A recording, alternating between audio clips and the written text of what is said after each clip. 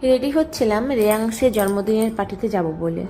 স্পর্শর বাবা আর স্পর্শ দুজন একটু নিচে গেছে, যেহেতু ছুটির দিন আর বৃষ্টিও হচ্ছে না, তো নিচে যাওয়া দরকার।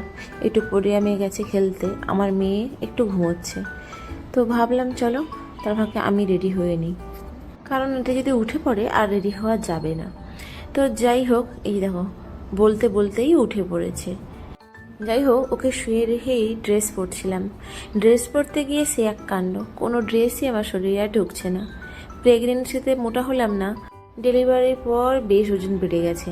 মোটামুটি এই ড্রেসটার সাইডে সেলাই ফেলাই খুলে পরতে পারলাম আর কি। এইসব করতে করতে বেশ অনেকটাই লেট হয়ে গেল, আর বাবা ছেলে দুজনেই চলে এসছে। এসেই তো তাড়া দেওয়া স্টার্ট।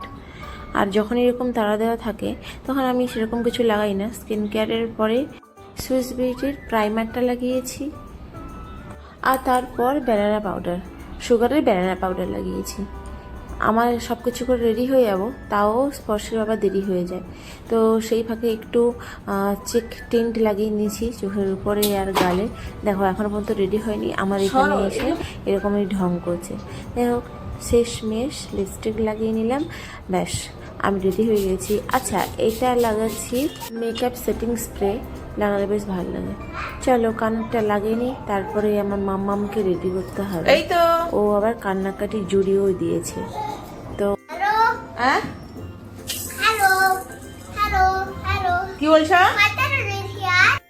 স্পর্শা জামা কাপড় অলরেডি বের করে রেখে দিয়েছিলাম, ওর বাবা ওকে পরিয়ে দিয়েছে, আর এখন আমি মেয়েটাকে জামা কাপড় পরিয়ে দিচ্ছি।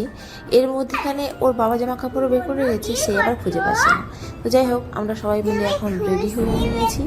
তো চলো এখন বার্থডে পার্টিতে যাওয়া যাক। আর অলরেডি আমি বার্থডে পার্টির মিনি ব্লগ শেয়ার করে দিয়েছি। চলো সবাইকে টাটা, বাই বাই।